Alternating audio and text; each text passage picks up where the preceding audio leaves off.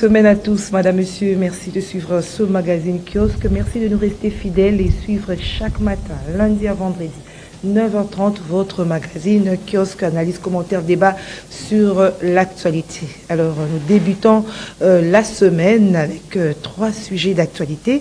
Nous allons analyser, commenter avec nos invités ce matin. Nous allons parler de l'opposition qui appelle à un sursaut à un sursaut national contre le projet de la révision constitutionnelle. Il y a Sessanga, Dos Ndombasi, Fred Baouma, Jean-Claude Katende et Matomo qui font blanc contre les changements de la Constitution et contre le 3e mandat de Félix Antoine Tshisekedi. En revanche, Augustin Kabouya, le secrétaire général de l'UDPS, qui insiste pour une nouvelle constitution. Il ne s'arrête pas là. Kabouya, au sujet de la crise au sein de son parti, l'UDPS, d'indiquer Kagame ne veut pas à tout prix voir Félix Tshisekedi quitter le pouvoir et que lui reste, ça ne se fera jamais. Voilà, Kabouya qui voit également la main noire de Kagame au sein du parti présidentiel. Nous allons en parler avec nos invités. Puis ce rapport du Centre de recherche en finances publiques et développement local qui révèle que les tronçons ou avenues qui n'existent pas ont été financés à coups de millions de dollars dans le cadre du programme Tchilégelou et Zéro Trou. C'est donc les rapports des crèves d'ailes. Nous allons en parler avec nos invités. Nous n'arrêtons pas là, si le temps nous permet. Nous parlerons également de cette décision du ministre national de l'Emploi et du Travail qui suspend les sociétés de placement appelées sous-traitance sur toute l'étendue du territoire national. Que pensent nos invités par rapport à cette décision? Nous allons en parler avec nos invités. Merci de nous rester fidèles. Ils sont 2 ce matin. Isaac Winza est face à Patrick Sali. Isaac Winza, bonjour. Bonjour Gisèle, bonjour à tous les téléspectateurs qui aiment le magazine Kiosque. Je pense que dans la présentation des sujets à débattre, vous avez omis un sujet très important, très capital d'actualité. Même si on ne peut pas parler de tout, mais celui-là est vraiment capital parce qu'il s'agit de problèmes de vie ou de mort. Quand il y a eu Covid-19 ici, il y a eu une forte mobilisation de la population à adopter des comportements pour faire face à cette pandémie, alors que ça tue le corps physique, mais la ZLECAf tue l'économie. Donc je pense que c'est le moment d'en parler parce que le samedi passé, il y a eu la 15e réunion du Conseil des ministres de la ZLECAf, qui veut dire Zone de libre-échange continental africain. Depuis 2020, les États africains avaient ratifié le traité de Niamey qui avait mis en place la zone de libre-échange continental africain qui promet la libre circulation de marchandises à travers l'Afrique. Ça veut dire que les États africains se sont mis d'accord à supprimer les frais douaniers pour des transactions interafricaines. Ça veut dire que si vous êtes commerçant, vous vendez par exemple de papaye ou encore des ananas, vous pouvez aller vendre vos ananas par exemple en Zambie sans qu'on puisse vous taxer des frais douaniers par rapport à vos marchandises. Ou encore vous vendez des ignames, vous pouvez aller vendre ça dans un autre pays africain sans que ça puisse payer le moindre frais de douane. Alors, déjà depuis 2020, malheureusement, la RDC est un peu en retard en termes de sensibilisation et de vulgarisation. Par rapport à ZLECAf, ça va m'étonner si aujourd'hui, ça paraît comme un mot nouveau, alors que c'est depuis l'an 2020 que la RDC a ratifié le traité de la zone de libre-échange continental africaine. Et à l'époque, le Sénat avait même interpellé le ministre du Commerce extérieur à l'époque, Jean-Lucien Boussa, pour convaincre les sénateurs que la RDC était prête à adhérer à cette zone de libre-échange. Alors, qu'est-ce qu'il y a de nouveau aujourd'hui? Ce qu'il y a de nouveau aujourd'hui, c'est que les réunions ont vraiment évolué, à telle enseigne que déjà, en 2020, il était question qu'en 2026, la ZLECAf puisse être opérationnelle. C'est-à-dire qu'on supprime totalement tous les frais douaniers pour le commerce intra-africain.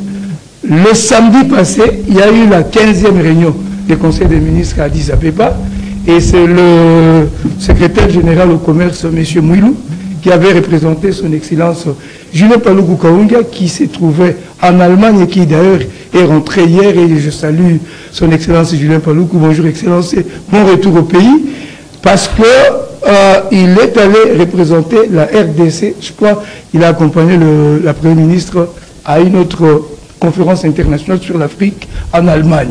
Donc déjà, sous son impulsion ou encore sa diplomatie économique, il a encore arraché l'organisation de la 16e réunion du Conseil des ministres de la ZLECAf qui se tiendra en RDC, précisément à Kinshasa, en 2025, comme aussi le 22e plutôt Forum de la Goa. Voilà une information très sérieuse, je pensais qu'on pouvait aussi en parler ce matin. Merci. Que les Congolais se préparent à affronter la zone de libre-échange commerciaux. Nous avons aussi des produits à proposer aux autres. Hein. Exactement. En fait, au niveau... C'est pas seulement que nous recevons, voilà, la RDC importe beaucoup. Déjà au niveau de l'ANAPEX, parce que c'est ici le lieu de signaler que l'ANAPEX a été créée effectivement à cause de la ZLECAf.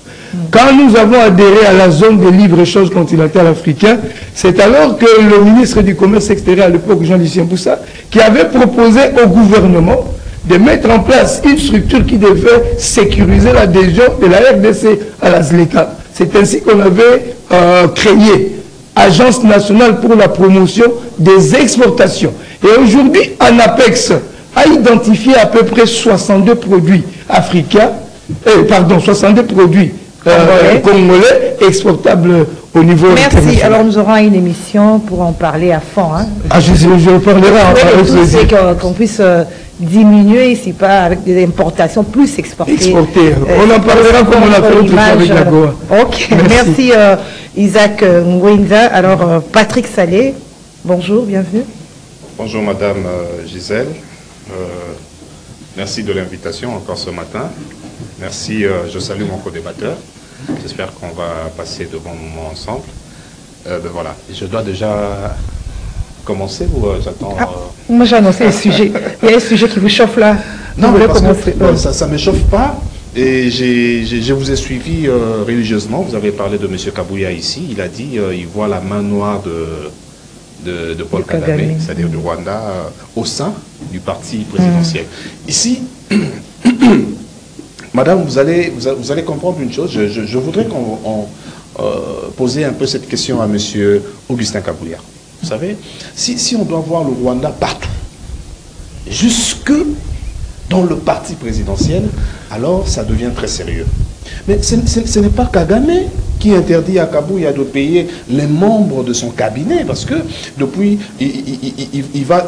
qu'il est secrétaire général de l'UDPS, il est passé par 3 cabinets. Il y a eu 3 directeurs de cabinet, lui comme secrétaire général, qui ne sont pas payés.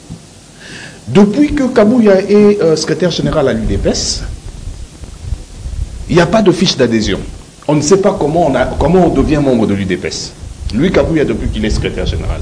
Depuis que Kabouya est secrétaire général de l'UDPS, les nominations qui sont de l'UDPS pour même proposer les mandataires, on ne sait pas comment. Parce que dans un parti politique, il y a ce qu'on appelle l'école du parti. Depuis que lui, Kabouya, est secrétaire général de l'UDPS, il n'y a plus l'école de parti. C'est-à-dire que les membres de l'UDPS, je ne sais pas comment ils deviennent membres parce qu'il n'y a pas fiche d'adhésion, où est-ce qu'ils doivent apprendre l'idéologie même du parti?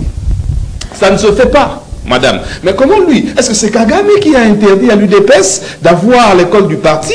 Est-ce que c'est Kagame qui interdit à Kabouya de payer les membres de son propre cabinet? Est-ce que c'est Kagame qui interdit à Kabouya de proposer même les mandataires en fonction de la fiche des cotisations de membres? Parce que c'est comme ça que le parti fonctionne. Il faudrait que les membres cotisent et qu'ils payent leurs cotisations. Il y a une fiche qui les identifie. Et même quand il va falloir donner des postes, c'est par là qu'on va soutirer, c'est par là qu'on va dire donner à telle personne parce que c'est un membre de l'UDPS, parce que voilà la fiche qui montre qu'il cotise. Est-ce que c'est Kagame qui interdit ça? Non, vous n'êtes pas d'accord quand il dit que même le Rwanda... Alors quand je réponds ces mots, hein, même le Rwanda est derrière les désordres dans le parti. Mais c'est pas la personne qui est le numéro 1 qui crée le désordre dans le parti présidentiel, c'est lui, Kabouya.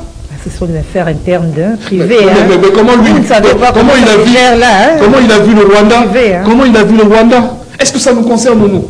Comment est-ce que le Rwanda peut s'ingérer dans un parti présidentiel, dans une affaire privée? Parce que ça, c'est comme une maison. C'est-à-dire qu'un jour, Kabouya risque de nous dire que si sa propre maison ne marche pas, c'est Kagame. Mais vous avez dit que c'est un parti présidentiel. Mais alors, il sait qu'ici, il veut déstabiliser le Congo. On essaie un peu de réfléchir de la sorte. Hein.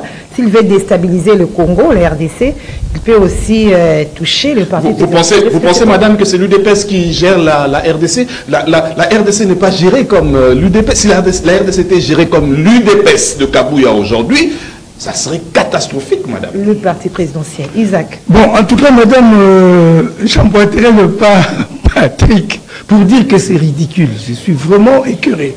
C'est ridicule que quelqu'un qui devait avoir la trempe du successeur de Tshisekedi en cas d'alternance au sein de l'UDPS puisse se révéler comme quelqu'un qui est comparable à un bébé dans la politique.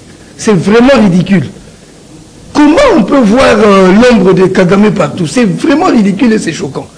Madame, Kagame est au Rwanda, même si il exerce certaines influences sur certains hommes politiques ici, mais je pense qu'une bonne stratégie de renseignement peut aider à pouvoir exfiltrer tous ces gens. Moi, je pense que c'est ridicule. Comment on peut voir l'ombre de Kagame partout? Nous, vous savez, madame, c'est là que j'ai toujours dit le pouvoir est comparable à une viande succulente. Quand on vous donne un morceau de viande, vous devez disposer des dents pour manger ça. Si vous n'avez pas de dents, même si on vous donne, je ne sais pas moi, la viande d'antilope, vous ne saurez pas manger ça. Je pense que le pouvoir, il faut être préparé. C'est comme vient de dire mon co-débatteur ici. On n'attend pas, par exemple, je ne sais pas si l'UDPS, le parti au pouvoir, a une école du parti où on forme les cadres. Les cadres vont être formés.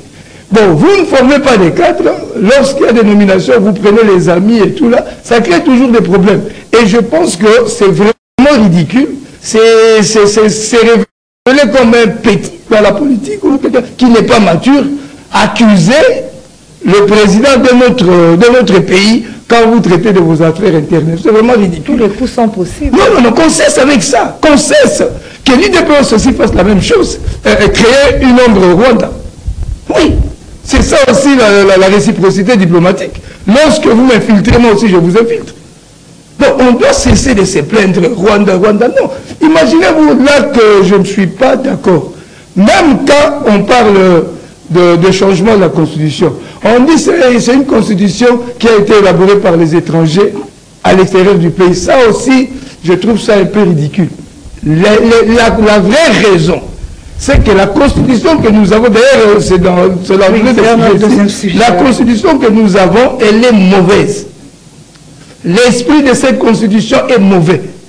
Mais ce n'est pas qu'on doit changer ça parce que c'est élaboré par les étrangers. Non, ça, c'est pas la raison.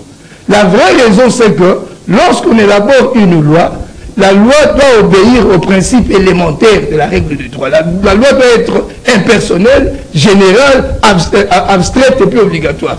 Lorsque la loi n'obéit pas aux principes élémentaires de la règle du droit, cette loi-là est mauvaise. Et derrière chaque loi, il y a aussi un esprit. Une loi peut paraître bonne, mais l'esprit derrière la loi est mauvais. Oui. Donc, nous avons des problèmes sérieux. Moi, vous avez un problème de changement de la Constitution. Aujourd'hui, je vois les politiciens de l'opposition se dresser contre le changement de la Constitution. On va en parler. Ce bloc, voilà. Mais la parole sera... D'accord, d'abord. Patrick. Okay. Ces blocs qui sont composés, hein, ils ont fait bloc. Il y a Sisanga, Katende, Adolphe Ndombasi, Fred Baouma, Matumo. En tout cas, ça s'appelle un sursaut national contre la révision constitutionnelle, contre le troisième mandat de Félix Tshisekedi. C'est un peu comme c'était avec Kabila. Non mais madame, il faudrait pas... Il doit partir. Nous n'allons pas revivre cela. C'est pas important parce qu'ils sont nombreux, et qu'ils disent le même langage, qu'ils sont forcément sur le chemin de la vérité. Madame, il ne faudrait pas qu'on trompe la population. Il y a une nette différence entre le changement de la Constitution et la révision de quelques articles de la Constitution. Il vous souviendra que M. Kabila, en son temps, a révisé 2 ou 3 fois la Constitution sans faire de bruit. Sans même que le commun de mortels le sache, madame. Quand est-ce que le peuple intervient? Le peuple n'intervient pas quand il s'agit de la révision constitutionnelle, non. L'initiative peut venir du président de la République, passer par le Parlement, et il révise sans que le peuple ne soit informé. Mais quand il s'agirait cette fois-là du changement de la Constitution, c'est là que le référendum est inévitable. Mais quand l'opposition, cette force de l'opposition que vous nommez, demande au peuple de se lever, ou de se soulever si vous voulez. Ils ont même une manifestation les 16 décembre. Mais ils sont dans le faux. Comment ça? Mais parce que ici il s'agit de la révision constitutionnelle. Je dis ceci, je suis très contre cette constitution. Je ne suis pas d'avis que l'on change ou même que l'on révise cette constitution maintenant. Parce qu'il se pose une question d'opportunité. Mais ce que nous devons dire au peuple, soyons sincères, parlons au peuple. Quand il s'agit de la révision constitutionnelle, est allé sauter, peuple. Ah bon? Comment ça? Il faut s'expliquer. Parce que c'est quand il y a changement de constitution, tout changement de constitution nécessite 2 facteurs. D'abord, on va prendre les historiens, on prend les sociologues, on prend les politologues, on les enferme quelque part, ils rédigent une nouvelle constitution et au dernier ressort, on emmène ça chez les juristes pour une dernière lecture. Ça, c'est le changement de la constitution. Mais pour réviser quelques articles de la constitution, c'est pas comme ça que ça se passe. Mais il y a risque qu'on puisse toucher aussi à des articles verrouillés. Jamais. C'est comme ça que c'est là maintenant. C'est comme ça que les opposants, s'il vous plaît, je pense, oui madame, les opposants voient déjà un danger, comme disent les Congolais au Monindo. Ici maintenant, il faut dire à M. Félix Antoine Tshisekedi, il le sait. Et il a dit à Kisangani, les articles régaliens, avant de toucher à un seul article régalien, il faudrait que le peuple donne son cutus. Et le cutus du peuple passe toujours par le référendum. Et ici, ils seront bloqués où? Vous savez que les enseignants ne sont pas payés. Vous savez que les médecins sont en train de vouloir aller en grève. Parce que le Congo dit qu'il n'a pas d'argent. Mais pour organiser le référendum, avant de toucher les articles régaliens, il faut organiser un référendum. Vous allez le faire avec quel argent? Mais on a fait des élections avec l'argent. Mais c'est ça le problème. Si vous avez l'argent pour organiser le référendum, mais cet argent, ce n'est pas pour payer la population qui souffre, alors vous êtes de mauvaise foi. Parce qu'il va falloir organiser un bureau de la CENI. Il va falloir imprimer les bulletins, oui et non, contre tel article ou carrément contre le changement de la Constitution. Vous allez le faire avec quel argent? Si vous avez réellement cet argent-là, donnez aux médecins, donnez aux professeurs. Mais est-ce que l'opportunité aujourd'hui nous demande, qu'est-ce qui nous demande si farouchement de vouloir changer ou même réviser les articles régaliens de la Constitution? C'est quoi l'opportunité?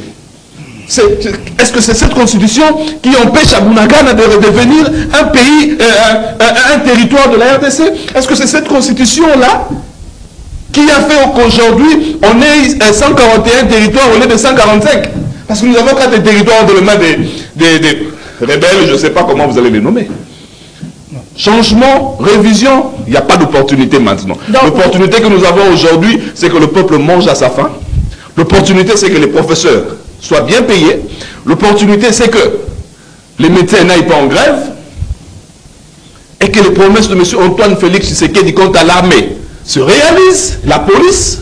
Alors il n'y a pas d'opportunité. Mais madame, je vais chuter. Je voudrais bien. Vous savez pourquoi ils sont derrière le changement ou même la révision de quelques articles de la Constitution? Parce qu'eux ont violé la Constitution. Et là, c'est qui? Je vous cite, vous allez comprendre. Je vous cite l'article 149 de la Constitution. Cet article dit ceci.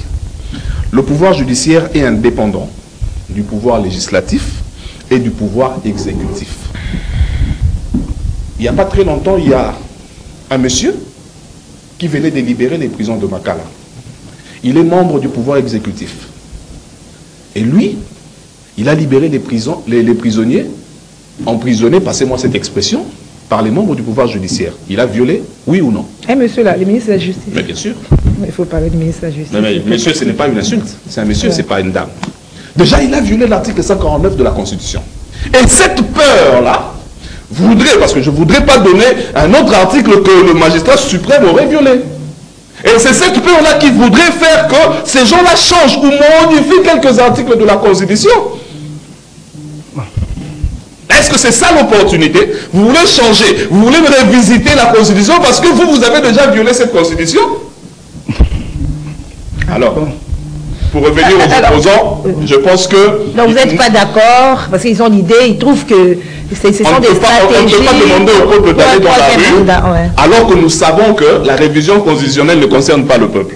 Merci. Mais quand il y a eu un référendum, pardon Isaac, il y a eu un référendum dans le temps, en 2005. Oui. Mais les médecins, il y avait aussi des problèmes là, des médecins, mais madame, mauvais salaire des enseignants. Bien ça sûr. existait, mais quand même, il y a eu un référendum. Bien sûr. Oui. Bien sûr, ça c'était le changement de la Constitution. Parce qu'on est parti d'une Constitution de 2002 qu'on a appelée la Constitution des belligérants. Alors il fallait à tout prix changer cette Constitution. En 2004, on a eu deux Constitutions. Vous vous souviendra qu'on avait la Constitution de transition en 2004. Et c'est alors que nous sommes allés. Il fallait vraiment changer cette Constitution des belligérants, que Papa Étienne Tshisekedi avait appelé Constitution des belligérants. Pour changer cette Constitution, il lui fallu, et c'était une condition sine qua non, que ça passe par le référendum. Raison pour laquelle en 2005, il y a eu le référendum, et en 2006, le 18 février 2006, M. Kabila a promulgué cette Constitution.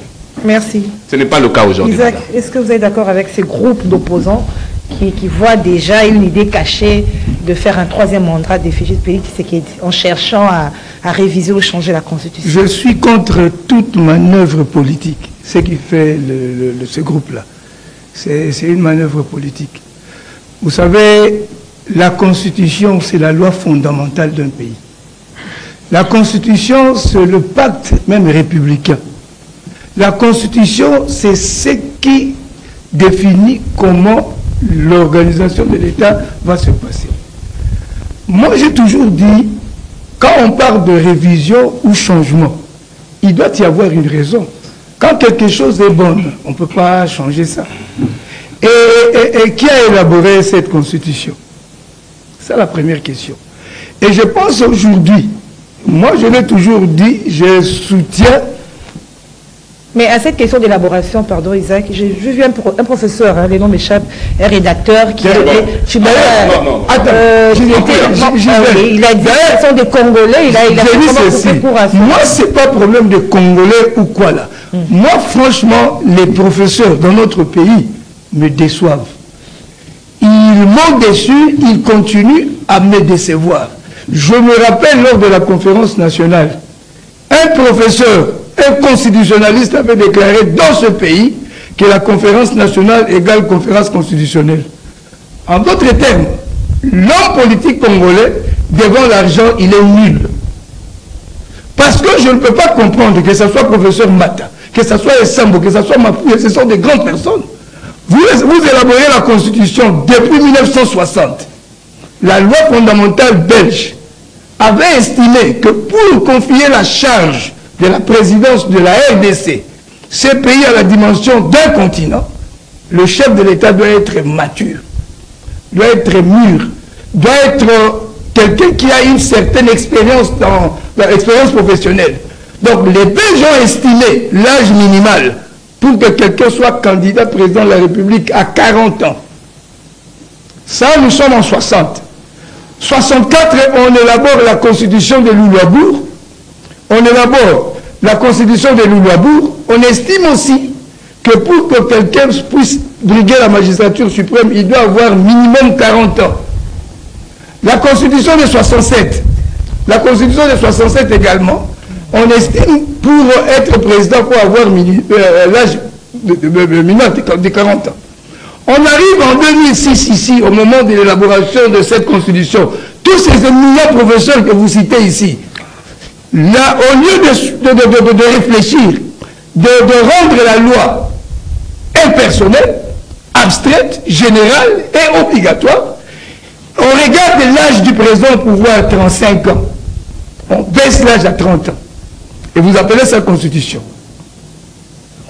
La loi doit être impersonnelle. La loi doit être abstraite. La loi doit être générale. Quoi à ces groupes d'opposants? C'est ce que je dis, hein, leur démarche est fausse. Parce que quand on parle du changement ou révision constitutionnelle aujourd'hui, le problème est qu'on voit l'individu Tshisekedi. C'est ce qui est mauvais. Cette constitution, moi je défends des idées. Je dis ceci. Cette constitution, elle est mauvaise. L'esprit de cette constitution est mauvais. Je vais vous donner un autre exemple. Vous avez trouvé le pays avec 11 provinces. Vous émiettez le Kasaï en 4 parce que Tshisekedi, le père, était leader du Kasaï, réduit sa puissance politique, il devient leader du Kasaï oriental. Et Kasaï occidental, vous créez vos leaders tels que le Delis Sanga, le Kabasuba, et ainsi de suite. En Sankourou, vous créez des Lambert Mende, des Chao Kitundu. Comme vous s'appelait Baba Katanga, on coupe les Katanga en 4, il devient, je ne sais pas de quel Katanga. Comme Jean-Pierre Bemba se disait leader de l'Équateur, on doit couper l'Équateur en 5. Aujourd'hui, il est leader du Sud-Oubangi. Madame, la Constitution peut être, ou la loi peut être bonne, mais l'esprit mauvais. Je vais vous donner un exemple très simple. Admettons qu'on dise, pour être président de la République, il faut être Congolais de père et de mère. Cette loi n'est pas mauvaise, elle est bonne, elle est excellente. Mais l'esprit peut être mauvais lorsqu'on voit un candidat qui a, par exemple, 50% congolais ou 50% étrangers, veut briguer la magistrature suprême et vous dites, voilà, qu'on élit cette loi pour l'écarter. Ou encore, on regarde quelqu'un qui draine la population derrière lui. Il est âgé de 75 ans. On dit voilà, pour être candidat président de la République, il faut limiter l'âge à 70 ans. Donc pour vous, les opposants, c'est font des illusions. Non, l'opposition ici, leur problème marche. Ils veulent barricader la voie à la révision au changement conditionnel. Pas parce que la Constitution est bonne.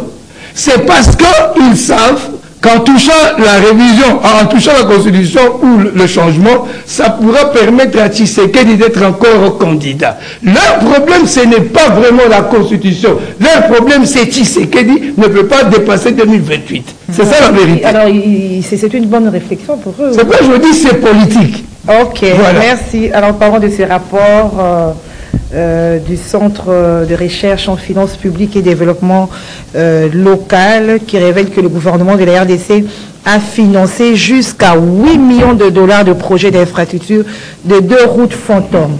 Toujours des scandales. Hein. Madame, c'est pas un secret, ça. C'est le gouvernement, ce régime, je ne voudrais pas parler du gouvernement, depuis que ce régime est là, nous assistons à de vols systématiques, à des détournements qui nous laissent bouche bée, madame.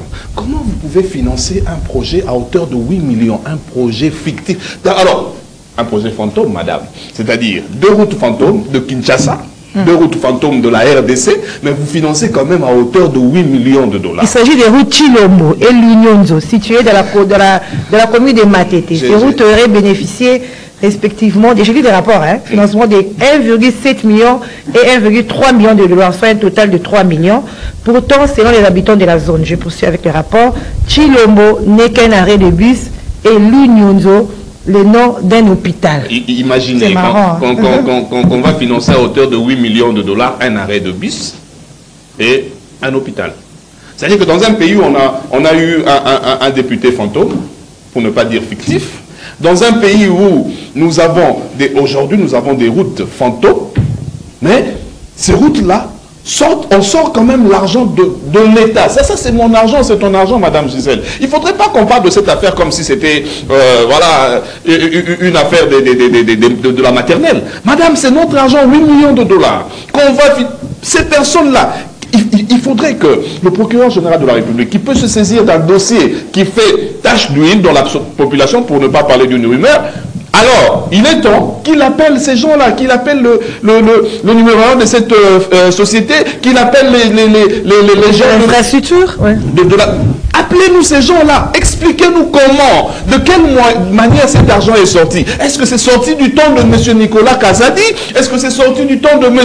Fwamba? Comment est-ce que ça s'est passé pour que le décaissement se passe? 8 millions de dollars pour 2 routes fantômes à Kinshasa. Moi, je ne suis pas né à Matete, mais je fréquente Matete. Je ne connais pas une seule avenue qui s'appelle l'avenue Chilombo. Ça n'existe pas. Il y a une autre avenue. Ce régime va nous tuer une fois. Ce régime, après, je ne sais pas comment ça se passe. Qu'est-ce que vous voulez que le Congolais dise? Madame, il y a des routes vraies. Vous voyez Kabambare? Kabambare ne demande que 500 000 dollars ou moins d'1 million de dollars pour que Kabambare soit réhabilité. Même la route université au niveau de rond-point Ngaba. De rond-point Ngaba jusqu'à Beni, ça ne demande que moins de 200 000 $ pour que cette route soit réhabilitée. Mais vous sortez quand même 8 millions de $ pour des routes fantômes. Et ils sont à l'aise en train de sillonner Kinshasa sous gyrophare. Merci Patrick. Alors, Mike Gardidiane est avec nous. Vous entrez dans le sujet directement. Mais qu'est-ce qui fait qu'il y a des dénonciations, il y a même l'IGF qui dénonce, des rapports, mais ça ne fait pas reculer tous ces gens qui détournent. Qu'est-ce qui fait que ça se passe de la sorte? Je ne sais pas s'il faut que je parle du rôle de l'IGF ou que je revienne sur le dossier. Le rapport fait état d'un décaissement de 8 millions, dont 3 millions devraient être orientés vers ces deux routes-là qui sont introuvables jusqu'à aujourd'hui. Mais je crois que c'est dans la continuité de ce qu'on décrit depuis un certain moment. La gestion de Nicolas Kazadi était un problème. Je crois que, si j'ai bonne mémoire, c'est dans l'ensemble de projets de réhabilitation des infrastructures à Kinshasa. Je crois qu'on en a fait combien? 2. La route qui traverse l'Emba Super, qui sort jusque vers Bandal. Mais après, dans le reste, ils ont profité pour pouvoir se mettre un peu d'argent en poche. Ça, c'est dans l'esprit. La question, pourquoi, malgré les dénonciations, on continue? Écoutez, quand vous avez plus de 60 ans d'indépendance, quand vous avez une société kakistocrate, quand vous avez des gens qui ont l'esprit mercantile, quand vous avez des gens qui ne pensent d'abord qu'à eux, ne pensez pas, on ne combat pas un phénomène en 2, 3, 4 jours. Il est vrai aujourd'hui que c'est dans la culture, c'est devenu presque un ADN de Congolais, l'esprit du détournement, l'esprit de la rétrocommission et tout ce qui va avec. J'espère qu'on pourra aller un peu plus loin, mais aujourd'hui, quand vous parlez même de l'IGF, en interne, vous verrez que même l'IGF elle-même est soupçonnée parfois de pratiques peu orthodoxes. On parlera du dossier Gécamine, on parlera du dossier Gécamine où l'IGF serait fait payer à un prix assez élevé pour une consultance, alors qu'en tant qu'institution de l'État, ce service-là ne devrait pas être rémunéré. Vous comprenez? La question, est-ce que ce qui s'est fait là-bas, on mettra toujours dans le compte de la tête des individus ou aussi des institutions qui ont créé un système organisé? Moi, je préfère la deuxième assertion. Les hommes s'incluent dans les institutions qui ont créé des mécanismes pour pouvoir se faire un peu de la manne et un peu d'argent, parfois au détriment de vrais objectifs et de vrais besoins. Mais je reste toujours optimiste parce que je pense que je dis le congolo-pessimisme, moi, ça ne nous avancera pas.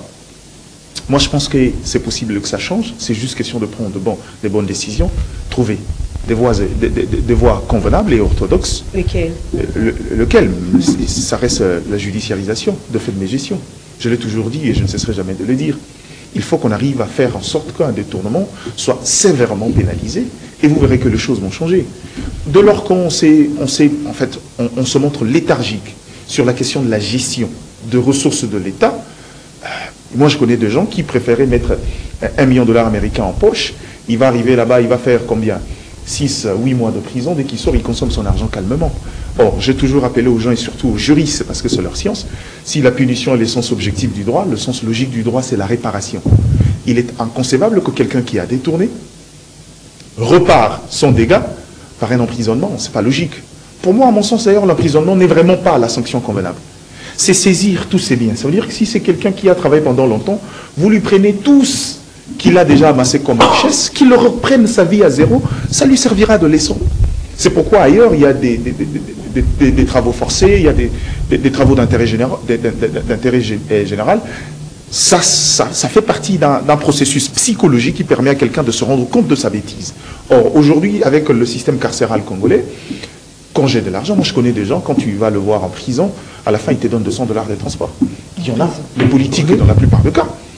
La prison, je vous dis, la prison n'est plus ce centre de rééducation comme autrefois, c'est à la limite même, c'est un lieu de repos, un motel pour certains.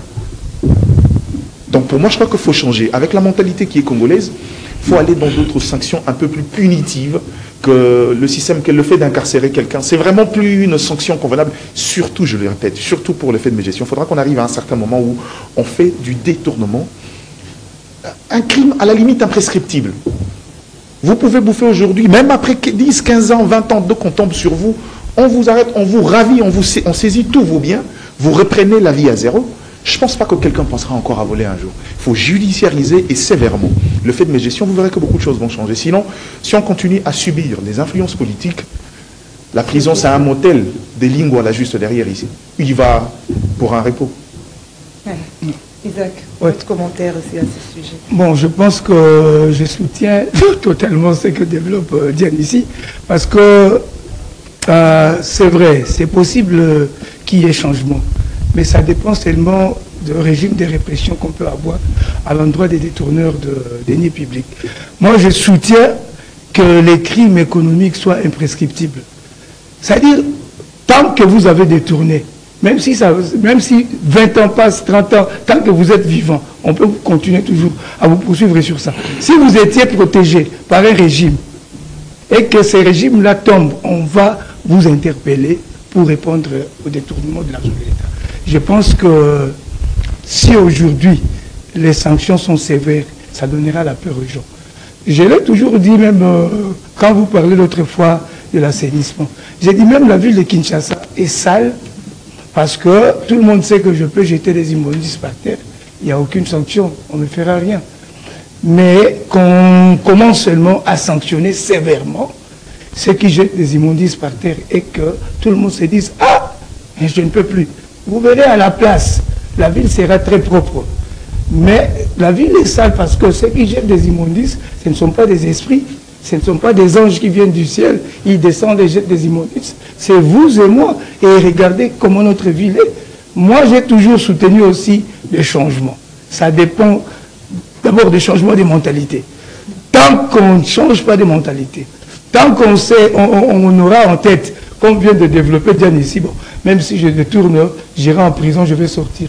Et parfois... Je vais passer une interview pour expliquer voilà, à la télé. Ça choque. Et moi, je pense... C'est personnel. Attendez, Gisèle, moi je pense que quand on saisit les biens de quelqu'un qui a détourné l'argent de l'État, ça pourra changer les choses. Je vous donne un exemple très simple. Nous parlons de Mobutu, non, mauvais gestionnaire et tout là. Si aujourd'hui Palais des Marbres est devenu un patrimoine de l'État, mais Palais des Marbres était construit par l'argent du gouverneur de la Banque centrale, son argent de poche, Albert Ndélé.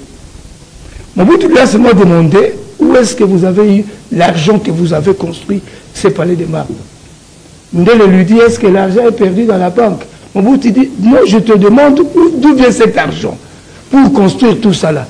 Comme il n'y avait pas la justification claire, directement ça devient patrimoine de l'État, sans procès. Jusqu'à aujourd'hui, vous n'avez jamais entendu parler de procès des palais de marbre. Ça veut dire, si moi aujourd'hui, Ngwenza, je deviens président de ce pays, l'université de Kindu deviendra l'université de l'État. C'est que ma tante a construit, sans procès. Parce que en tant que Premier ministre, vous pouvez commencer à m'expliquer du matin au soir. L'État n'a pas l'argent pour construire une telle université, mais toi, un individu, tu construis, tu dis que c'est votre bien privé. Moi, je suis président, il n'y a pas de procès. Actionnaires dans peu importe. En tant que Premier ministre, il n'est pas seul. Exactement.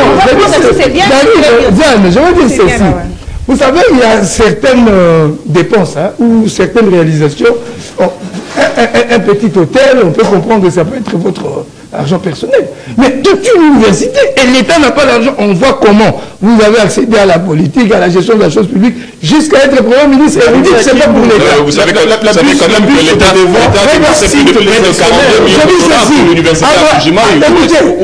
Écoutez, Gisèle, à Brazza, il y a l'université Denis Sassou Nguesso. Moi, je pensais que c'était l'université de la famille Sassou. Non, c'est l'université publique. Mais on a seulement donné le nom du président. Comment une université peut être un bien personnel des gestionnaires de la chose publique? Et on trouve ça normal au Congo. Il y a un problème. Alors, on a plein ici. Mais bien sûr, mais vous avez eu l'argent. Diane, vous avez soutenu ici la judiciarisation de détournement et tout là. Mais quand on soutient ceux qui détournent l'argent de la public. Mais il faut aller par un procès. Bon, on parle de la sous-traitance, la décision du ministre. Il n'y a pas eu de procès. Isaac, s'il vous plaît. Nous ne restons pas les embarquer ces sujets. La décision du ministre de l'Emploi et du Travail de suspendre les sociétés des placements, la sous-traitance. Qu'est-ce que vous pensez de cette décision? Et tous ces gens-là, ils iront où?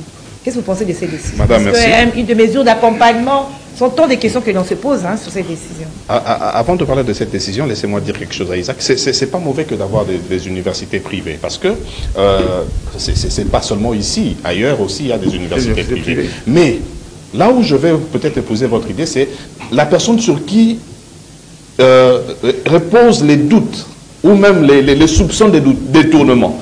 Quand cette personne nous présente une université, moi je serai d'avis avec vous, une fois que vous êtes président, je pense que je serai votre ministre de Justice. Il faudra appeler ces messieurs-là et dire, messieurs, sur vous repose des soupçons de détournement, Bukangalonzo 1 et 2. On ne peut pas aller à Bukangalonzo, prendre l'argent plus près de 208 millions de dollars et créer sa propre université. Comme il y a ce genre de soupçons sur vous, nous prenons cette université au nom de l'État congolais. Là, mais dire qu'un individu comme vous et moi, je peux créer mon université, ça, surtout que sur moi et vous, il ne repose pas les soupçons de détournement. Par exemple, Gisèle, je t'en prie. Je veux dire ceci, je prends l'exemple de M. Alphonse Ngoïka Sanji.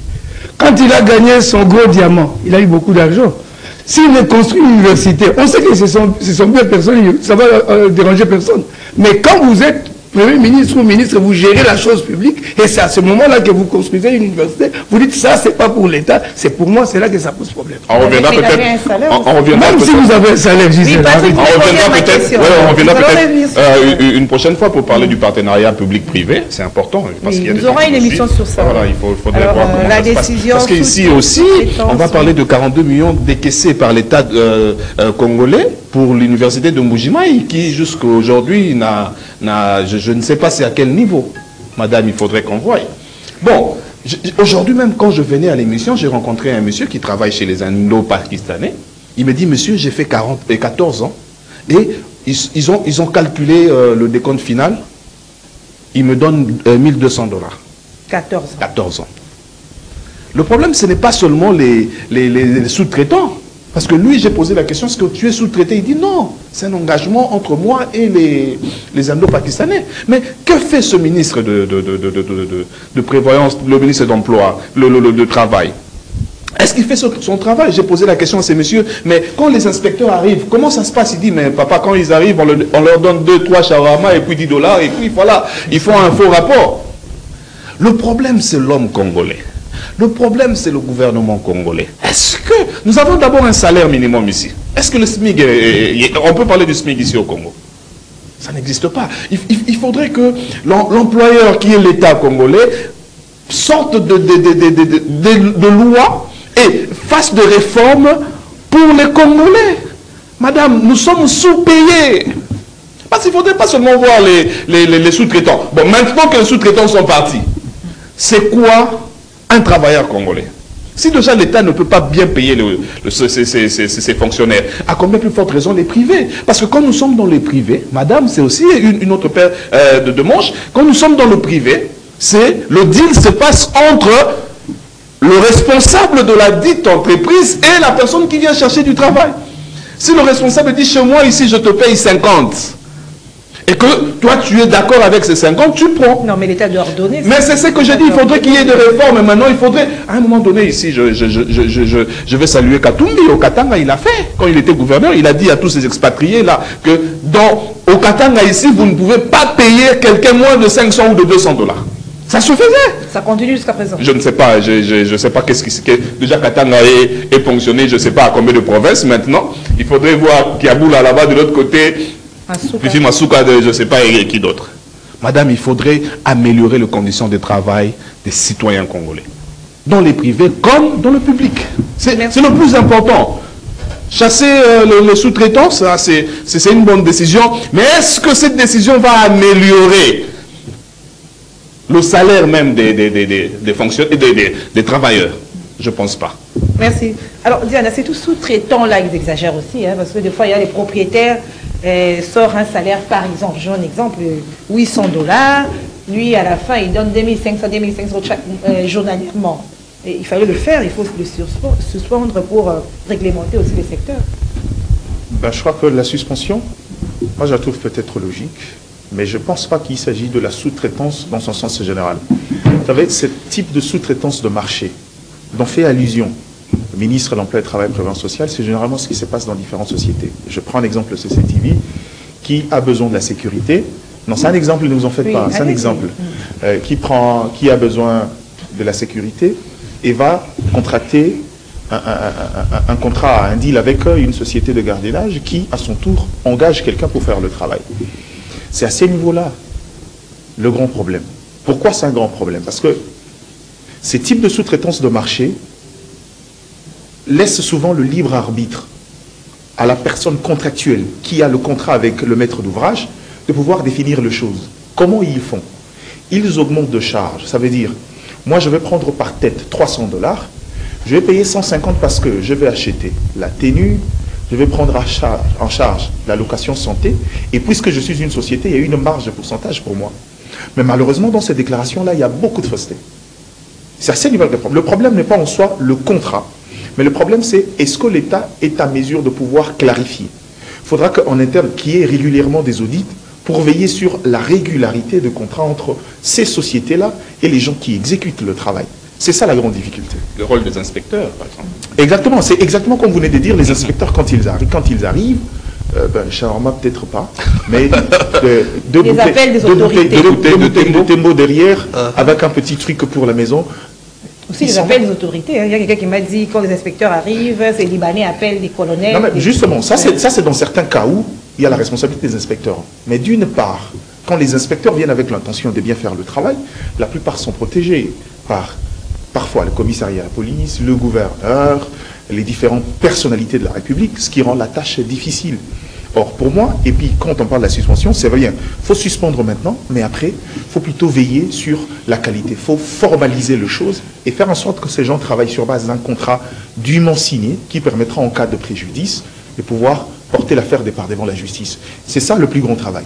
Maintenant, revenons sur la question du contenu, la modicité du salaire. Là encore, c'est la responsabilité de l'État.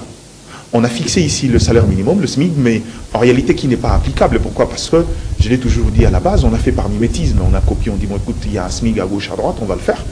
Vous ne pouvez pas fixer le SMIC quand, à la limite, les provinces qui aujourd'hui fonctionnent comme des entités décentralisées ne maîtrisent même pas quel est leur PIB.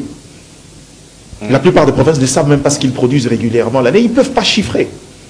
Tout est laissé. Il y a l'Institut national de statistique, mais malheureusement, dans les provinces, allez voir, c'est des vrais mouroirs qui ne font pas le travail convenablement. Allez-y voir même le siège même de cet institut. On n'a pas des vrais indicateurs. Et ça, à ce niveau-là, ça pose problème. Donc pour moi, une fois de plus, c'est bien de commencer par là. Moi, je l'encourage.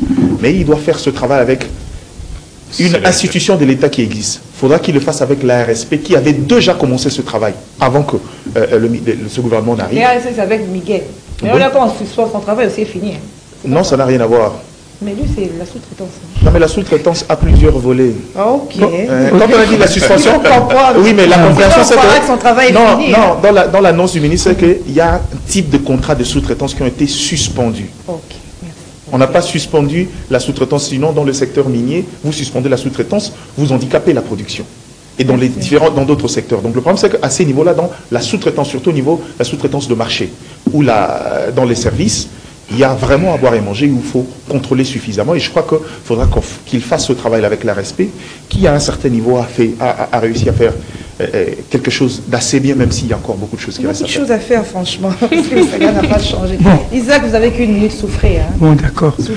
J'allais dire, je soutiens la décision de suppression de la sous-traitance dans la mesure où ça n'a pas permis à ce que les personnes qui travaillent pour ces entreprises puissent réellement jouir du fruit de leur labeur. Je veux dire ceci. Je trouve très mal que moi j'ouvre une entreprise. Par exemple, si j'ai besoin de sécurité, les entreprises de gardiennage, sécurité, ça c'est normal. Quelqu'un a son entreprise, vous demandez mes services, je vous envoie des gens, vous me payez, je paye mes employés, il n'y a pas de problème. Mais quelqu'un qui ouvre une entreprise, par exemple de communication, secrétaire, contrôleur, informaticien, au lieu de l'embaucher directement, vous contactez une agence, vous payez cette agence-là, l'agence envoie la personne venir travailler dans votre entreprise, c'est ce qui pose problème. Et s'il tombe malade, c'est l'entreprise qui l'a mandaté qui va s'occuper, qui va le prendre en charge. Ça, c'est un problème. Et généralement, par exemple, si l'entreprise paye 1 000 $ par personne, à l'entreprise où il est sous-traité, on lui donne par exemple 200 ou 250. C'est ça le problème. Et ils n'ont pas de garantie de sécurité sociale. C'est ça le vrai problème. Non, l'État doit vraiment... L'État doit aller jusqu'à... Madame Gisèle, en 5 secondes, ce qui est dit. très grave, ce qui est extrêmement grave, permettez, chère Diana, c'est que vous voyez quelqu'un qui travaille dans une firme, mais qui a un contrat avec la sous-traitance. Oui, en fait, la vérité, c'est que dans ça, le problème, c'est de la nature. C'est-à-dire, il y a des sociétés qui commencent à organiser la sous-traitance elle-même. C'est-à-dire que j'arrive là, je n'ai pas le temps d'aller recruter parce qu'on recrute sur base de compétences. Il existe des agences qui facilitent à ces niveaux-là. Le recrutement, les ressources humaines et tout ce qui va avec. Je veux bien aller vers les agences spécialisées, les écarts sont respectés. Mais aujourd'hui, ça encore dans les services, même dans la sous-traitance, il existe des gens qui peuvent vous prêter certains services. Mais le malheur, c'est que les sociétés eux-mêmes s'arrangent pour déranger au barème salarial. Ils vont en recruter, ils mettent sous prétexte c'est une société de sous-traitance, mais en réalité, c'est la même société qui engage des gens avec un salaire moindre que ce qui est prévu à la base. C'est là où je dis qu'il faudra faire ce travail de manière.